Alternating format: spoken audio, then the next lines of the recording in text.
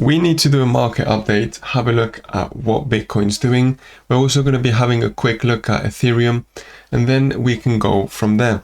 First off, let's do a really quick recap of what I said was most likely to happen yesterday. Number one thing was that this was the top side of the range. This was the range in which we were trading in for quite a while. Fine, and then this was the bottom side of the range. Now, what's the issue here?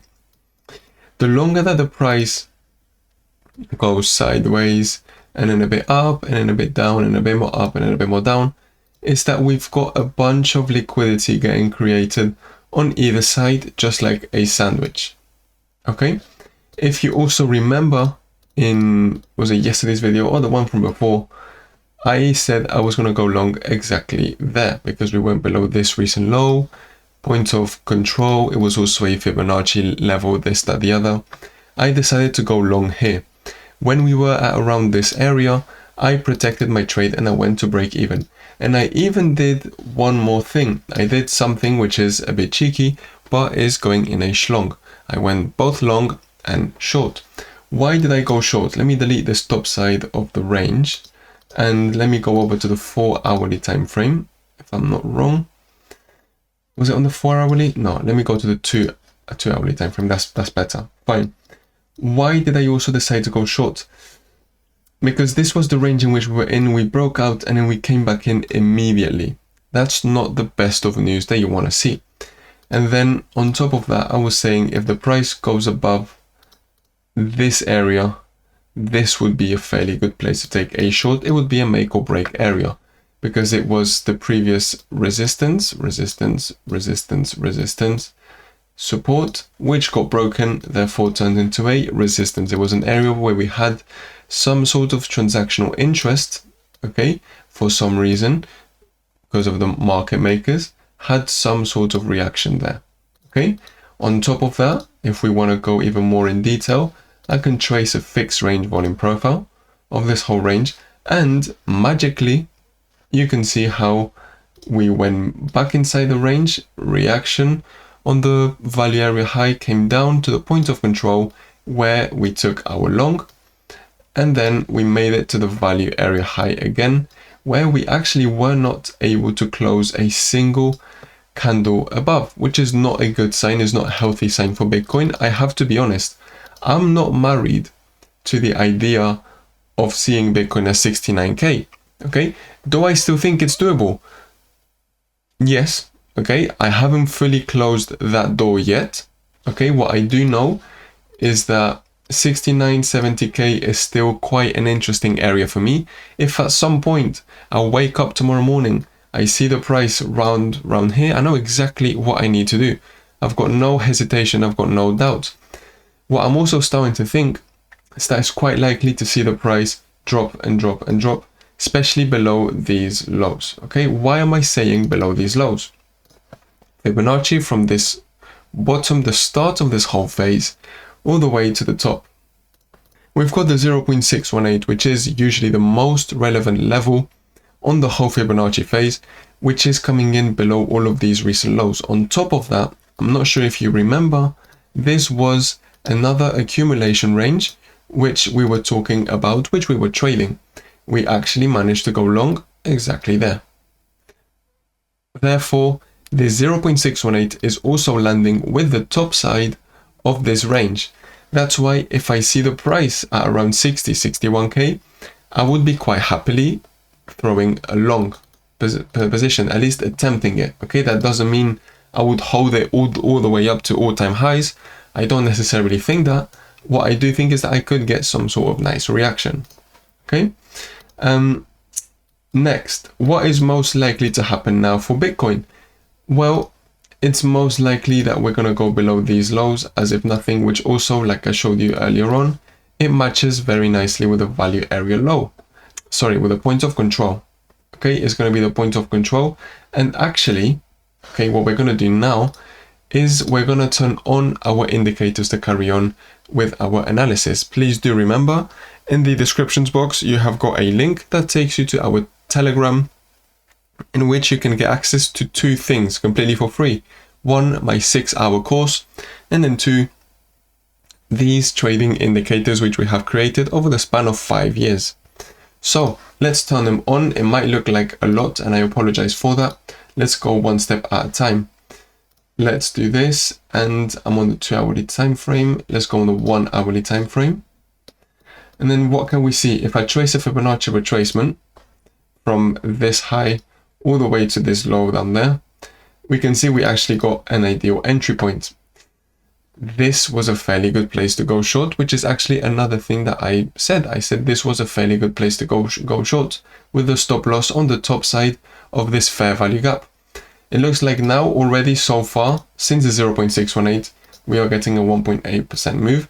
I reckon you could, if you really wanted to, move your stop loss to break even price if you managed to get it this high up. If not, I do think the most likely thing is going to be to see the price go down. That's what I think is most likely to happen. At least in my point of view, I've already protected my break-even trade from when I was there, so I'm no longer at risk when it comes here. If for some reason this decides to do a U-turn and go straight up, I'm also in a long, okay? Apart from that, there's not much more I can share with you. We can have a look on the 4 hourly time frame, see what we can see, but it's basically just a continuation from Friday's video and from even Sunday's video. We can have a look on Ethereum, because Ethereum has been doing slightly more bullish things. Okay, we have kept on making higher highs. We've got a high, higher low, higher high. We went above this one just a little bit, but we did go above. Higher low, higher high again. And actually Ethereum is actually the one that's looking a lot more bullish. Why? Because tracing a fixed range volume profile on this accumulation phase which we had, we went up, we tested on the value area high, we refused entry, we said no, and we kept on pushing up and up and up. In fact, there's actually a fairly nice pattern which I'm starting to see right now, which is looking somewhat nice, which I think I might even take. What is that pattern, you say? It's the pattern I speak about in nearly every single one of my videos, which is where you have 2 different fair value gaps, 2 different time frame fair value gaps in the same area, alongside any other thing that you wish: exponential moving average, smart trend, volume profile, Fibonacci range, whatever you want. Okay, 4 hourly fair value gap, 2 1 hourly fair value gaps. I've got the 1 hourly smart trend, which is this green line over there. I just forgot I didn't turn on my RSI. There we go. And on top of that, what am I going to do next? I'm going to trace a Fibonacci retracement. I'm on Ethereum now, by the way. And we can see actually, this is looking fairly good. This is looking like a fairly decent trade. It's looking like somewhat of a high probability setup, which Bitcoin is not necessarily offering us. It looks like we could have a bit more room to go down. I would potentially look for something like this. Let's see what it would look like as a trade. Probably 1.5% stop loss would be more than enough. 1.6 if you really want to be sure. I obviously wouldn't put a lot of money into this trade. Why? Well, because Bitcoin is not with us. Bitcoin is not looking bullish. Bitcoin is looking bearish. And if Bitcoin is not bullish, Ethereum can't be super bullish. Okay, so what I'm not going to do is have a massive take profit. I'm going to leave it 1.5, maybe even 2% take profit. Move my stop loss to break even price. If I'm a lucky boy and we keep on pushing up, amazing. But I am going to be taking some partial profits when it gets to 2% move. And that's the reality of it. I've just seen this now. We keep on making higher highs and higher lows. Therefore, I've also got the smart trend, which is green. I've got the smart trend green in every single time frame, which means I can be bullish on every single time frame, which is a really good thing. And I've also got an exponential moving average, this gray line right there within this whole block. So the 1 hourly smart trend and the 4 hourly exponential moving average. This is most likely a trade that I'm going to be taking. Okay. Apart from that, there's not much more for me to say when it comes to price action. Bitcoin, I've just told you what. I think the the bigger move that is probably going to be happening is just go below all of these recent lows, grab some long liquidity, because we have grabbed some short liquidity.